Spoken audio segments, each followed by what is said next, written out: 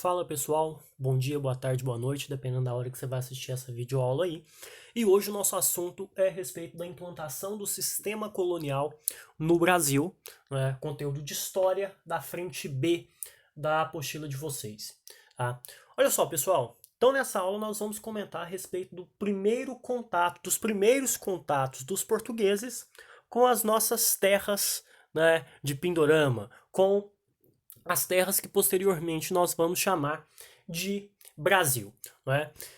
E em um primeiro momento, né, o primeiro assunto que nós temos que comentar, quando nós falamos a respeito dessa história, né, do Brasil colonial, né, que tem lá as suas divergências também a respeito dessa nomenclatura, né, de Brasil colonial, é a respeito dessa pré-colonização, ou seja, do primeiro contato dos portugueses, que quando chegaram aqui não encontraram simplesmente uma terra de ninguém. O Brasil não era uma terra desabitada, despovoada, muito pelo contrário, né? Aqui existia uma infinidade de povos, né, vários grupos de nativos que já, né, conviviam, viviam aqui e tinham a sua cultura, né, as suas formas de vida, costumes, que posteriormente nós sabemos que várias dessas culturas, vários desses povos, eles serão completamente dizimados, alguns totalmente dizimados pelos, pelos portugueses, né, após esses primeiros contatos.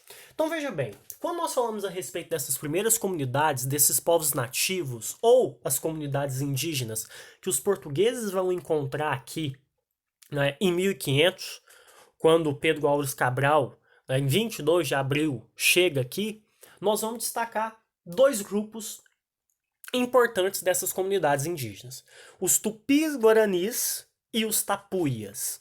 Não é? Quando a gente fala tupi-guarani, pessoal, são vários povos, né? E nós vamos destacar, eu destaquei para vocês dois: os tupinambás, os guaranis. Nós podemos destacar também os tupiniquins. E quando você pega aí esse mapa que está à direita do slide aí, né, é todo esse território aqui meio amarronzado, não é?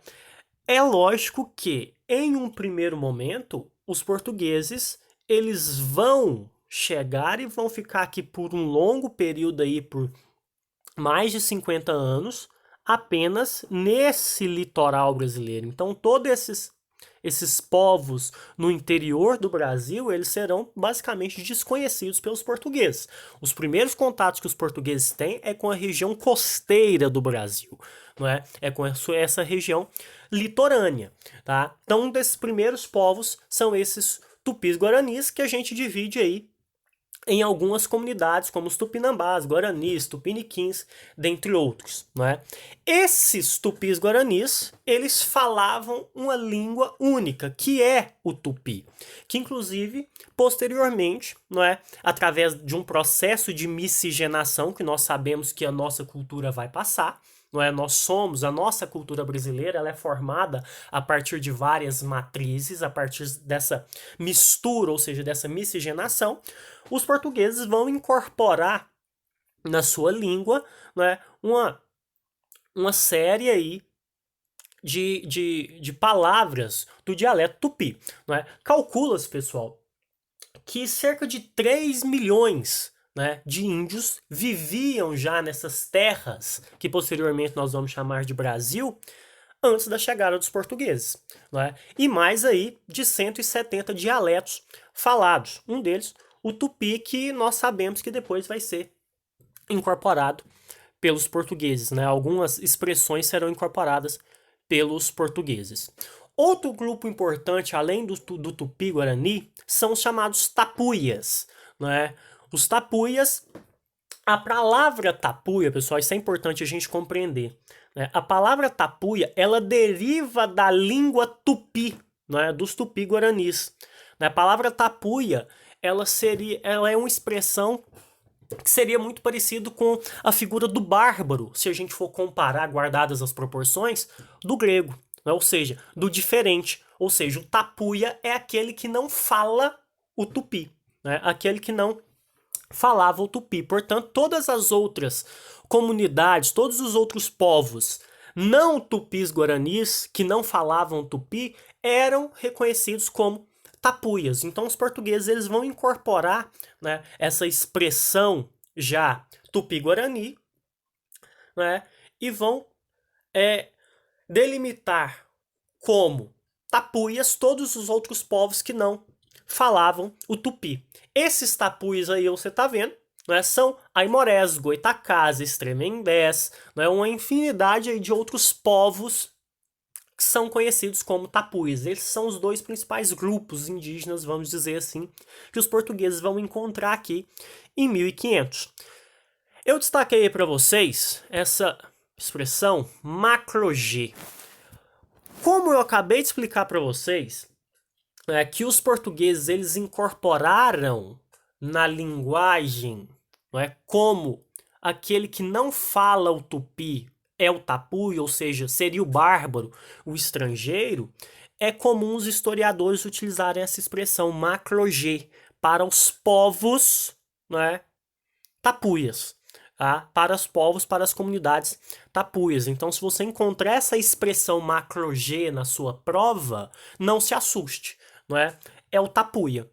Tá? Essa é uma expressão muito utilizada pelos historiadores, antropólogos, para poder entender, né? Para poder delimitar, né? Essas comunidades indígenas. Pessoal, é interessante a gente perceber o seguinte: quando nós falamos a respeito dessas comunidades indígenas, elas são completamente diferentes, né, daquelas comunidades, daqueles povos nativos que os espanhóis encontraram na América Espanhola quando aqui chegaram. Se a gente for pegar e comparar, né, os nossos povos nativos com os astecas, né, incas, os maias, eles eram povos muito mais próximos de comunidades primitivas, né, e se diferenciavam completamente dessas comunidades que os espanhóis vão encontrar na América, depois na América Espanhola.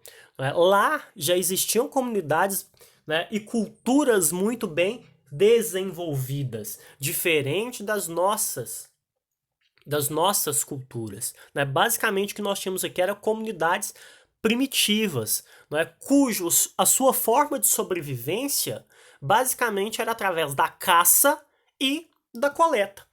Caçadores e coletores e alguns ainda nômades, seminômades. Não tinha ali regiões fixas, então eram comunidades nativas que muito se aproximavam daquelas comunidades primitivas, que nós estudamos lá na pré-história. Tá? Então veja bem, as formas de sobrevivência dessas primeiras comunidades indígenas basicamente se pautavam através da pesca, da caça, e da produção agrícola, da agricultura, alguns gêneros alimentícios, alguns cereais.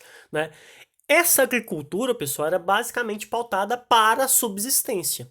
Se a gente for delimitar um modelo de economia para essas comunidades primitivas, seria um modelo de economia de subsistência. Poderia haver trocas, como dentro desse modelo econômico. Troca, por exemplo, de pedras ornamentais, de penas, que era o que tinha valor econômico, por assim dizer, para essas comunidades primitivas. Esse pessoal não conhecia moeda e não conhecia o valor de metais preciosos que posteriormente, lá na frente, depois a gente vai ver que vai ser encontrado em grande abundância no Brasil. Então, comunidades basicamente primitivas, que vão pautar sua existência, sua subsistência na caça e na coleta, e uma pequena produção agrícola, tá, pessoal? Então, olha aí. Visto como que vai se dar essas primeiras comunidades, a gente entra na segunda parte da aula, que é a respeito dos primeiros portugueses e o contato desses primeiros portugueses com esses povos indígenas, Os primeiros contatos aí dos portugueses nessas terras brasileiras.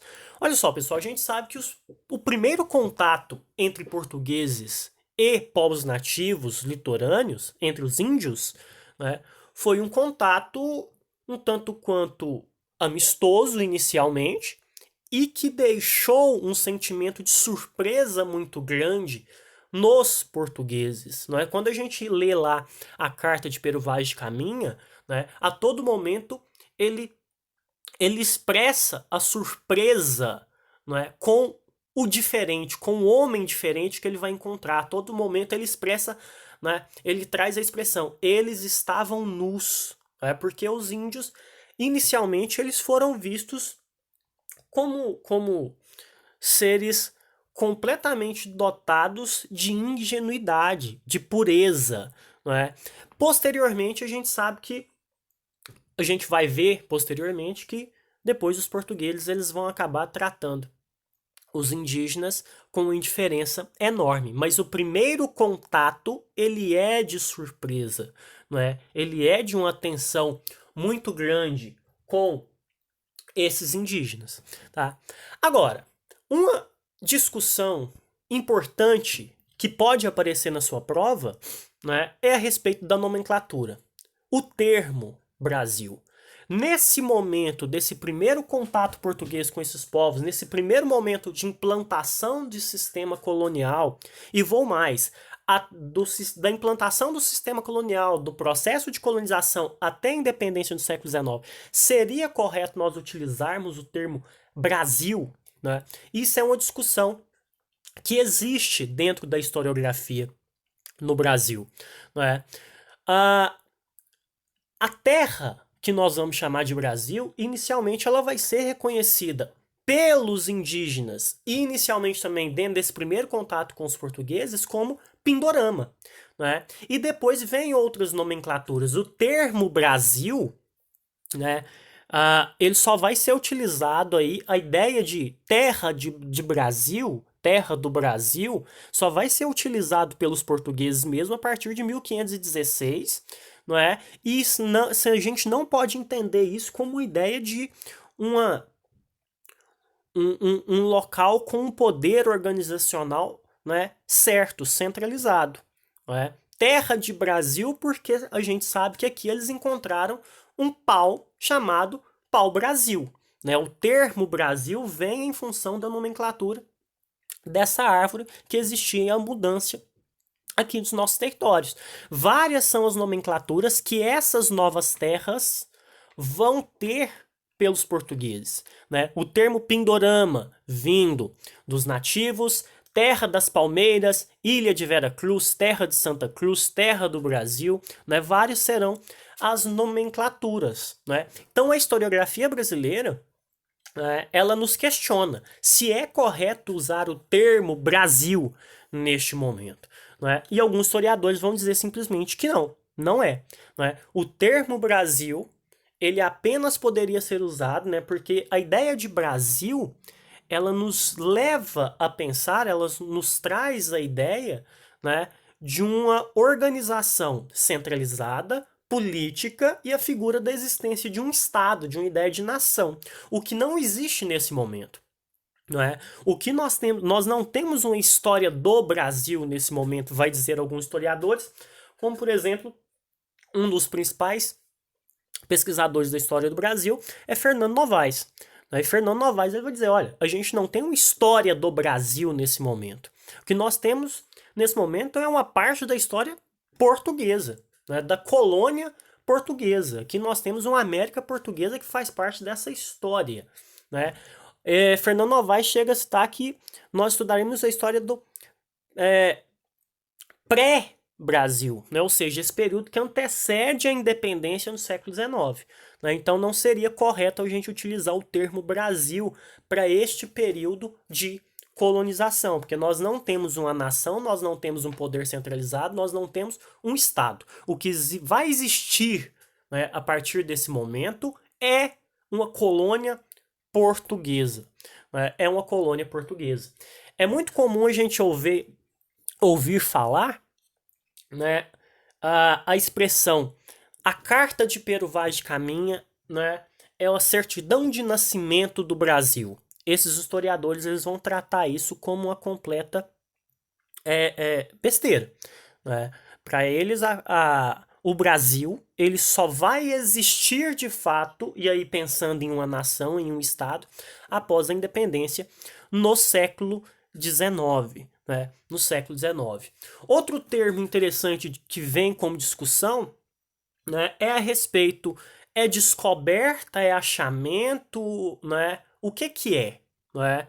Nós podemos falar descobrimento do Brasil, o achamento do Brasil, né? O que é que nós podemos utilizar como termo? Nos livros didáticos, né? Nos livros didáticos é muito comum a gente perceber e vir falando descobrimento do Brasil em 1500. Então a gente retoma de novo, né, esse questionamento. É correto utilizar o termo Brasil? É correto utilizar esse termo descobrimento? Afinal de contas, quando os portugueses chegaram aqui, já haviam, né, comunidades organizadas aqui. Então, na verdade, não descobriram. Só que quando a gente retoma o século XVI, esse período, o termo descobrir, né, quer dizer apropriar. Né, quer dizer apropriar. Vem já desse contexto de colonização, né? Então Pero Vaz de Caminha, quando ele escreve, quando os portugueses chegam aqui em 1500, né, nas naus aí de Pedro Álvares Cabral, uma das caravelas, elas retornam a, a Portugal, levando, não é, a carta de caminha, levando um índio, levando aves e plantas que eles encontraram aqui para o rei de Portugal, Dom Manuel, nesse período. Né? E na carta de caminho ele usa a expressão o achamento de novas terras. Não é? O achamento de novas terras. Então, olha aí. Aí a gente tem um resumo, né, da carta de caminho. Ela é uma carta aí, são 13 páginas. Essa é apenas um trecho da carta de caminho, onde Pero Vaz de Caminha ele vai expressar a sua surpresa com essas novas terras encontradas e com aquilo que ele encontrou aqui, né, em termos de populações nativas, das plantas, dos costumes, né? Olha aí o que está dizendo essa carta. Ali veríeis galantes pintados de preto e vermelho e quartejados, assim pelos corpos como pelas pernas, que certo assim pareciam bem. Né? Olha lá embaixo, ó. Outra traziam ambos os joelhos com curvas, assim tintas, e também os colos dos pés e suas vergonhas tão nuas e com tanta inocência assim descobertas que não havia nisso desvergonha nenhuma. Né? Pero Vaz de Caminha, ele expressa na sua carta em vários momentos, né, que os nativos estavam nus e eram completamente inocentes. Né? Então, os portugueses ao chegarem aqui, eles vão se sentir surpresos inicialmente, né, ao verem essas populações e as formas que eles se tratavam. Os portugueses chegaram aqui em 22 de abril de 1500. 4 dias depois, né, em 1506, eles vão fazer lá a primeira missa em Cabralha, né, lá na Bahia. Eles chegam em Porto Seguro, o próprio nome Porto Seguro, né, na cidade da Bahia hoje, vem, né, dos portugueses, encontraram um local seguro, né, para deixar os seus navios, portanto, Porto Seguro, e nessa região eles vão levantar uma cruz e vão rezar a primeira missa. Qual que é o sentido, gente, de levantar uma cruz e rezar a primeira missa? A ideia de levantar a cruz é marcar o território, né? Eles rezaram a missa com nativos juntos, né? Como essa imagem clássica aí, ela demonstra. Vários nativos juntos, né? Observando, né, os europeus rezarem a primeira missa e essa ideia de marcar o território ao levantar uma cruz nessa região, tá? Essa é basicamente a intenção primeira da missa, né? Não da missa, mas de levantar a cruz nesse local, né? Isso é bem interessante da gente ver. Então, olha aí, como que vai se dar então esse primeiro processo? Pessoal, os portugueses chegam aqui em 1500 E eles não vão encontrar aqui nada, inicialmente, no ano de 1500, eles não vão encontrar aqui nada que os levassem a ter vontade de ficar aqui. Né? Então, dentro desse primeiro contato dos portugueses com as nossas terras ditas brasileiras, né, eles não vão ter nenhum interesse ocupacional ou de colonização nesse local. Por quê, Marcelo? Primeiro, eles não encontraram absolutamente nada de interesse para eles aqui dentro dessa primeira expedição em 1500. Né? E segundo, Portugal ele mantinha um monopólio comercial extremamente lucrativo, né, de especiarias na Índia, no Oriente. Né? Só para vocês terem noção, os lucros para os navegadores, né, para os navegadores, imagina para a coroa, com o comércio de especiarias, chegava a 6.000% de lucro para o navegador. Né? O Vasco da Gama, quando foi para a Índia em 1497, quando ele retorna a Portugal em 1499, ele traz um lucro para si de 6.000% dentro desse comércio de especiarias. Né? Então, para eles não era interessante, né, desembolsar grana e ocupar essas terras, essas novas terras brasileiras. Né? Apenas aí cerca de 2 anos depois, virão novas expedições. Na verdade, em 1501 já vem algumas expedições, né, para o Brasil para começar aí um processo de extração e de exploração dessa terra. Né? Em um primeiro momento, o que é que eles vão encontrar aqui de lucrativo? Pau-Brasil. Né? Entre 1501 e 1503, portanto, vem novas expedições para cá, onde eles vão encontrar no litoral brasileiro o famoso pau-brasil. Por que o nome pau-brasil? Brasil, gente, vem de brasa, né? Porque o pau-brasil ele era utilizado desde a Idade Média, ele também é uma árvore que existia em abundância na Ásia, e ele era utilizado desde a Idade Média para tingir roupa, ele dá uma coloração vermelha, parecido com a brasa, por isso pau-brasil. Não é por isso pau-brasil. Então os portugueses eles vão encontrar pau-brasil no litoral brasileiro, na costa atlântica brasileira, não é? E aqui eles vão começar a explorar, né, essa árvore que também se mostrou altamente lucrativa para os portugueses nesse período. Né? É importante a gente lembrar o seguinte: entre 1500 e 1530, os portugueses eles não vão fixar moradia aqui, não vão ter interesse em ocupar aqui, não é? O que vai ser feito no Brasil, nesse território que posteriormente nós vamos chamar de Brasil, pelos portugueses, são feitorias. Né? O que são feitorias?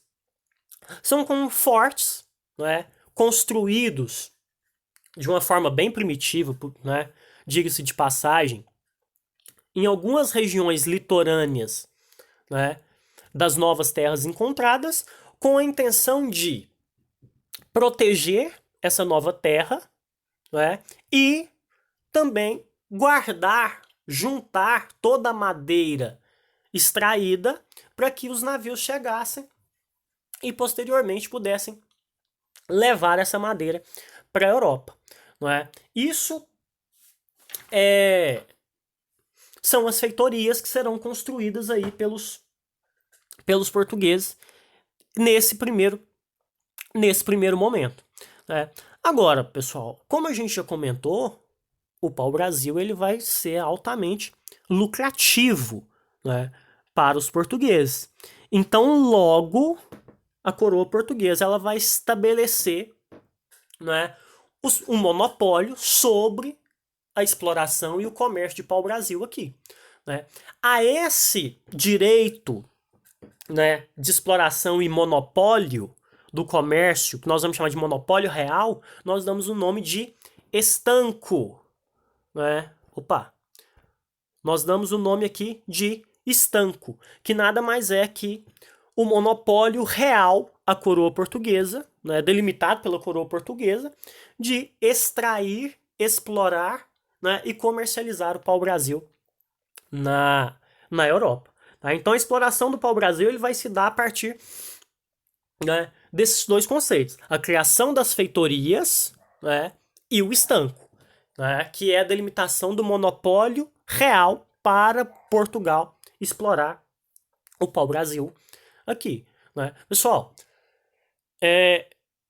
dentro desse primeiro contato aí, né, extrativista do pau-brasil, né, os historiadores dizem que cerca de 2 milhões de árvores foram derrubadas só no litoral brasileiro e levados para a Europa.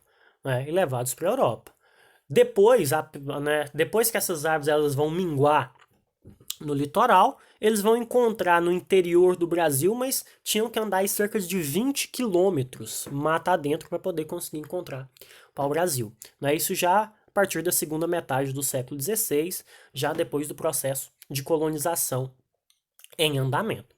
Tá? Como que se dava essa exploração, pessoal? A mão de obra, basicamente, a mão de obra indígena. Marcelo, escrava? Não, não é escrava. Tá? Dentro desses primeiros contatos, nós não teremos mão de obra escrava, mão de obra africana escrava no Brasil. É a mão de obra indígena que se dá a partir de um sistema de trocas que nós chamamos de escambo. Né? O que é o escambo? Né? É um sistema de trocas onde os portugueses eles davam aos indígenas uma série, né, de quinquilharias, espelho, facas, tesouras, não é? Machadinhos de metal, porque até então os indígenas só conheciam machadinho de pedra, o que dificultava demais para você poder cortar a madeira. Né? Eles demoravam cerca de 3 horas com machado de pedra para derrubar uma árvore. A partir no momento que os portugueses começam a trazer e dar a esses indígenas o machado de metal, eles vão demorar 15 minutos. Né?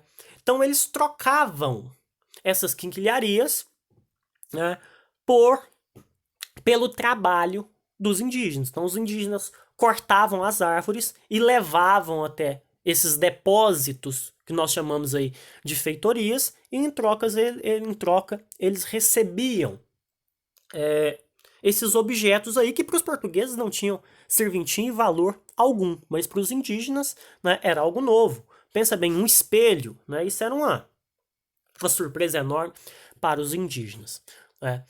Pessoal, o primeiro a explorar pau-brasil, né, no litoral foi esse sujeito aí chamado Fernando de Noronha. Fernando de Noronha foi o primeiro a empreender a exploração de pau-brasil. Marcelo, mas como assim? Não foi dado monopólio de comércio para Portugal? O monopólio real aí através do estanco? Sim, só que os portugueses eles não vão, né, financiar esse processo de exploração. Né? Eles vão dar a terceiros essa tarefa de empreender a exploração de pau-brasil e vão receber em troca, não é? Os portugueses, né? A coroa portuguesa vai receber em troca aí taxas, impostos, não é? Desses empreendedores primeiros dentro desse sistema de exploração do pau-brasil. Tá? Então a coroa portuguesa ela não vai dispensar dinheiro, né, em cima de terras que ainda não se sabe se serão lucrativas. Né? Não se tem nem ideia do que vai virar isso em termos de lucro para os portugueses. Eles estão aí metidos no monopólio comercial de especiarias no Oriente, que é extremamente lucrativo. Então, aqui eles vão, né, delimitar empreendimentos terceirizados, por assim dizer. E o primeiro desses empreendedores aí vai ser Fernão de Noronha, que era um cristão novo. O que é o cristão novo? Né? É o cristão recém-convertido. Né? Geralmente eram judeus recém-convertidos, eram chamados de cristãos novos aí. Fernão de Noronha, portanto, é o primeiro a empreender, né, a extração de pau-brasil aqui. Tá? Agora, pessoal, Como nós comentamos, né, o pau-brasil ele vai se mostrar altamente lucrativo, né, na Europa. O europeu ele utilizava muito, né, da tinta extraída do pau-brasil.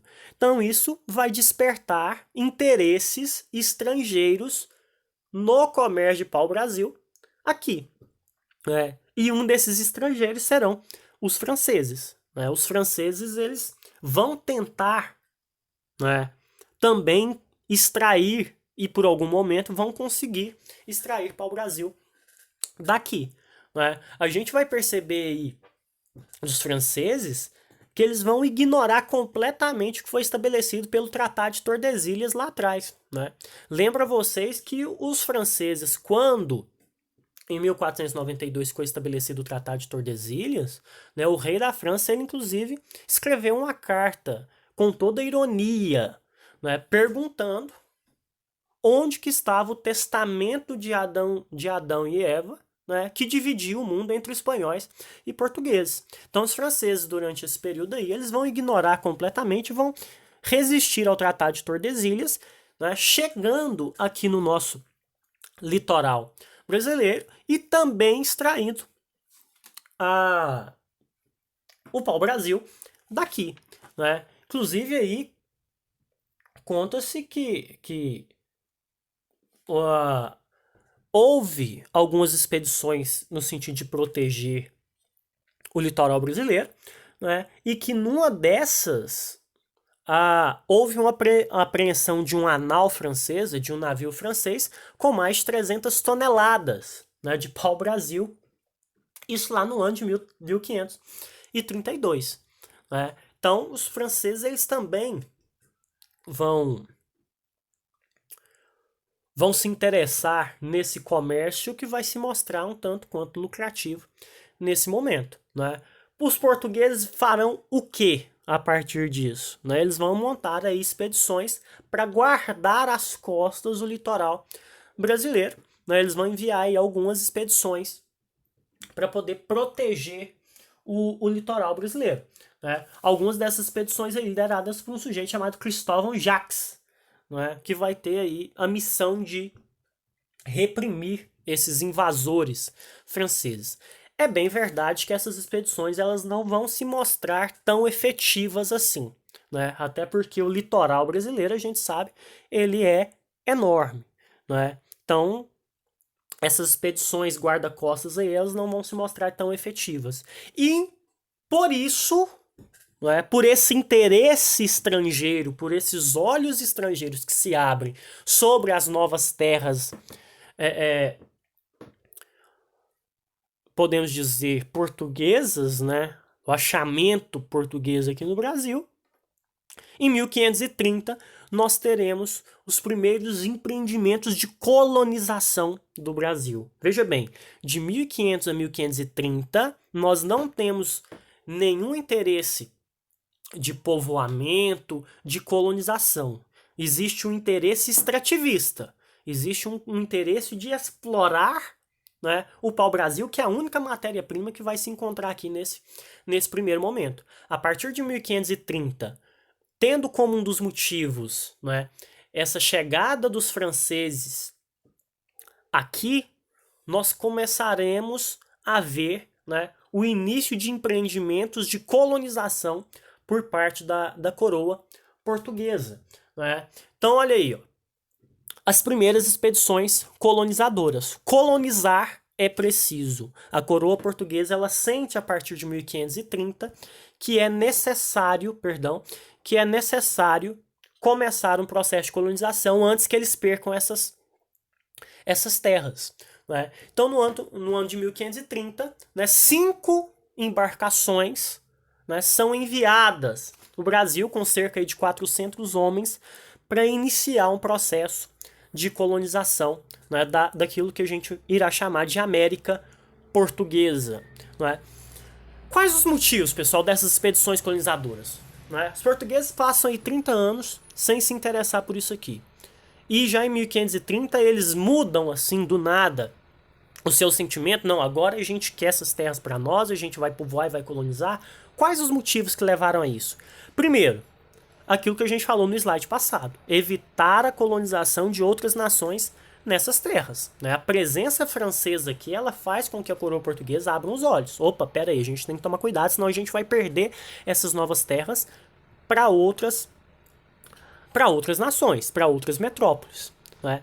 Segundo ponto, a concorrência do mercado de especiarias, né, apareceu para os portugueses e fez com que os preços das especiarias do Oriente na Europa caíssem, né? Olha bem, nesse momento a Holanda, a Espanha, a Inglaterra, eles também vão empreender nesse mercado de especiarias do Oriente. Isso vai fazer com que os portugueses acabem perdendo muito nos seus lucros passados. Então é necessário encontrar uma nova forma de lucrar, né, dentro desse período aí das grandes navegações. Então a concorrência no mercado de especiarias leva a uma baixa nos preços dessas mesmas especiarias na Europa, o que diminui exponencialmente aí os lucros dos portugueses, né? E por último, e esse talvez o mais importante, lá na América Espanhola, chegam as notícias de que na América Espanhola havia sido descoberto metais preciosos, né, principalmente prata, naquela região. Então os portugueses eles vão ficar todos esperançosos. Opa, se a gente encontrou prata, se foi encontrada, a gente não, se encontraram prata na parte da América Espanhola, aqui também deve ter. Não é? Então, vamos começar a empreender aqui, porque pode ser que nós consigamos alguma coisa aqui também, e depois a gente vai saber que eles foram certeiros, não é? Lucraram em muito aí com a extração de ouro no Brasil e depois diamante, não é? Então, esses são os motivos principais que levaram os portugueses a 1530 mudarem, né, a sua estratégia, vamos dizer assim, e ver que era necessário colonizar essas novas terras antes que perdessem para outras nações, né? E olha aí, pessoal. Portanto, em 1530 são mandadas novas expedições para cá. Como a gente falou aí, 5 embarcações com 400 homens liderados, né, por um português chamado Martim Afonso de Souza. Martim Afonso de Souza, né, junto com seus homens, eles vão percorrer, né, quase todo o litoral brasileiro, combatendo contrabandistas, né, de pau-brasil, expulsando aí os invasores, né, vão percorrer também algumas regiões procurando metais preciosos, tá? E esse Martim Afonso ele vai fundar onde hoje é, né, São Paulo, a Vila de São Vicente, que posteriormente vai se tornar uma capitania, né? A capitania de São Vicente, tá? Então veja bem, dentro desse processo de colonização, uma das jogadas dos portugueses, portanto, foi fundar aí as capitanias hereditárias, né? A partir dessas expedições aí, lideradas por Martim Afonso em 1530, né, a coroa portuguesa ela vai fundar aí o sistema de capitanias hereditárias com a intenção de colonizar, povoar e explorar, né, esse novo território encontrado aí em 1500. Pessoal, por que o sistema de capitanias hereditárias? Porque os portugueses já haviam utilizado esse sistema, né, nas suas colônias na África, na Ilha da Madeira, Açores, né, já conheciam esse sistema que deu certo nas suas colônias na África. Portanto, eles vão trazer esse sistema para cá. Até pelo seguinte, em 1530, Portugal ele vai estar quebrado, né? Eu costumo brincar quando eu dou aulas desse tema. Portugal sai de 1500 da nação, uma das mais ricas da Europa, mais prósperas da Europa, para em 30 anos, 1530, tá completamente quebrado, né? Portugal, nesse período em 1500, quando ele começa o processo de colonização aqui, Portugal ele está passando por um período de crise, né? Dom João III, que é quem ascende ao trono lá em 1521, ele vai procurar uma série de alternativas para poder superar a crise econômica que abatia o reino de Portugal, né, e vai projetar implantar uma série de colônias na África, na Ásia, né, e com isso ele vai gastar pra caramba, mais do que tinha. E com isso Portugal em 1530 ele tá, né, ladeira abaixo aí passando por uma forte crise, portanto ele não tem dinheiro para poder empreender a colonização. Então, o que ele vai fazer? Terceirizar. Ele vai montar esses sistemas aí de capitanias hereditárias, né, que basicamente consistiu em dividir o território, né, esse território encontrado, em grandes extensões de terras e conceder essas extensões de terras a particulares, a terceiros, né, que teriam o direito de explorar essas terras, né, que iriam ter que povoar e explorar essas terras. A esses terceiros aí, né, que receberam essas terras, nós damos os nomes de capitães donatários, ou simplesmente donatários, tá? Simplesmente donatários.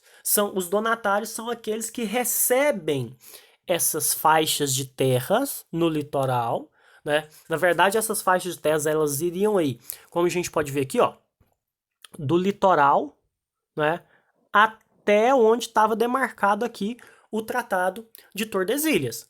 É uma extensão enorme de terras, né? Então, esses territórios, né, divididos são aí vários territórios divididos, 14 capitanias hereditárias que seriam entregues a esses donatários. Sobre essas capitanias hereditárias, sobre esse sistema de capitanias hereditárias, né, existiam dois documentos importantes aí, né, para concessão dessas capitanias. O primeiro deles era a chamada Carta de Doação, que basicamente era um documento que ia garantir o direito de posse da capitania, né, ao donatário, né, ao donatário. Então a Carta de Doação, né, é o documento que garante o direito de posse, que dá a posse dessa faixa de terra ao donatário, né? E outro documento era o foral. O foral era o documento onde estaria especificado todas as responsabilidades e também os direitos, ou seja, os direitos e deveres do donatário, né? Dentro desses direitos e deveres, né? Como direitos, estava lá, né? O direito de fundar vilas, explorar a terra, né? E promover a extração de metais preciosos, né? Essa ideia de exploração aí entra como direito, mas muito mais como um dever, né? A gente pode dizer assim, escravizar nativos, né? A distribuir sesmarias, tá? Então os forais é o documento que delimitava os direitos e deveres aí dos donatários, tá? Como direitos, né? Essa ideia de distribuir sesmarias, né? De escravizar nativos, fundar vilas e como deveres, né? A exploração do território, o povoamento, né? E proteger o território, sobre tudo isso, proteger esses territórios, né, de possíveis invasores, tá? Então, como eu falei, um dos direitos era de distribuir sesmarias. O que é a sesmarias? O que é o sistema de sesmarias? Pessoal, essas faixas de terras que a gente chama de capitania, elas eram imensas, né? Elas pegavam do litoral até a linha imaginária do Tratado de Tordesilhas. Então, se eu tomar conta de tudo isso só o donatário, né, era algo complexo, né, complicado. Então, esses esses donatários, eles tinham direito, né, de dividir, de separar lotes de terra, né, e doar para outras pessoas, né? Ou seja, criar sesmarias. O que é a sesmaria? Né? Opa, volta aqui, volta aqui. Algo deu errado. Problemas técnicos, perdão. Vamos lá que deu algo de errado. Isso, Marcelo, voltou. Canetinha. Então, quando a gente pega aqui, ó, o que é uma sesmaria? A sesmaria nada mais é do que um lote de terras, não é? Um lote de terra que é passado a um terceiro, o donatário ele passa a um terceiro, onde esse terceiro ele terá que povoar, não é? E explorar essa terra, né? Uma discussão importante, pessoal. É muito comum vir em provas, às vezes, falando a respeito da formação dos grandes latifúndios, né, no Brasil. Né, os grandes donos de terra e os grandes latifundiários no Brasil. E uma confusão que se faz é, os latifúndios eles se dão a partir da construção das capitanias ou das sesmarias. Né? Os grandes latifúndios, pessoal, eles vão se dar a partir desse sistema de sesmarias. Tá? É a partir daqui que vai ser construído, né, os grandes latifúndios no Brasil, né, a partir desse período que nós sabemos até hoje nós vivemos aí com esse problema da má distribuição de renda, né, e as discussões sobre reforma agrária e etc e tal. Tá? Então o sistema de sesmarias é que possibilitou, né, infelizmente, essa criação de grandes latifúndios no Brasil. Por quê, Marcia? Por que não as capitanias hereditárias? Por que não os donatários? A capitania hereditária, na verdade, né, ela era... Eita. Né, ela era basicamente, tá, uma unidade administrativa, pessoal. Ela era basicamente unidade administrativa. Era de lá que se administrava, né? Era de lá onde a coroa portuguesa ela tinha ali, né, o seu olhar sobre a colônia. Então ela era uma unidade administrativa. Agora, a sesmaria, não, a sesmaria era o lote de terra passado, né, a uma outra pessoa para que ele pudesse explorar. E, portanto, a partir daí, criam-se esses grandes latifúndios. Né? As sesmarias eram doadas a esses terceiros aí, portanto. Dentro desse sistema de sesmarias, pessoal, apenas duas vão prosperar. A gente tem aqui, ó, dentro do mapa, né? Eita. Dentro do mapa aqui, nós temos... Não tá querendo. Volta aqui. Isso, canetinho. Nós temos aí, né,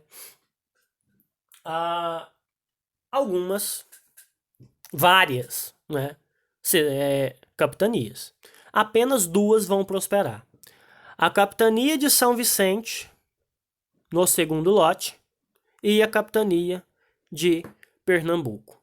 A capitania de São Vicente, né, ela vai ser passada aí para o Martim Afonso. O Martim Afonso ele vai, né, ter duas capitanias, né? O primeiro lote, o segundo lote aí vai pertencer, portanto, a Martim Afonso, né? A capitania aqui, ó, gente, de São Vicente, nessa região ela vai prosperar. E a capitania de Pernambuco de Duarte Coelho, né? Por que essas duas capitanias elas vão para frente e as outras não, Marcelo?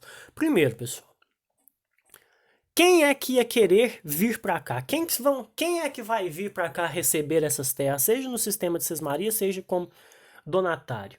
Não são membros da nobreza, né? Não são membros da nobreza. Quem vai vir receber essas terras são comerciantes, né? São membros de uma certa burguesia portuguesa, são membros do corpo burocrático, né? E nem todos vão querer vir para cá, né?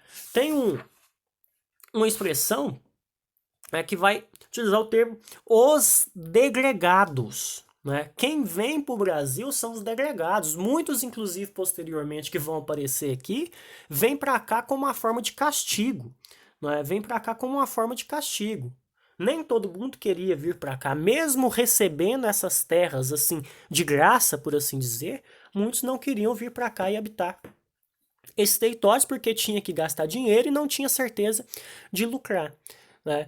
Então, as duas capitanias que vão para frente é a capitania de São Vicente e a capitania de Pernambuco. A capitania de São Vicente e a capitania de Pernambuco eles vão empreender aqui a cana-de-açúcar.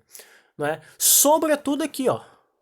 Sobretudo a capitania de Pernambuco, que é onde vai se dar aí o início do ciclo do açúcar, do ciclo da cana-de-açúcar. Né? Quando a gente estuda aí a história da América Portuguesa, a história do Brasil, aí, dentro, guardadas suas devidas proporções, nós temos ciclos econômicos. Né? Para o Brasil, o ciclo do açúcar, ciclo do ouro e o do café. Né? E a capitania de São Vicente ela vai para frente pelo seguinte: aqui também Martim Afonso ele tenta implementar aqui a plantação da cana-de-açúcar, mas em função do território, do terreno, não vai para frente.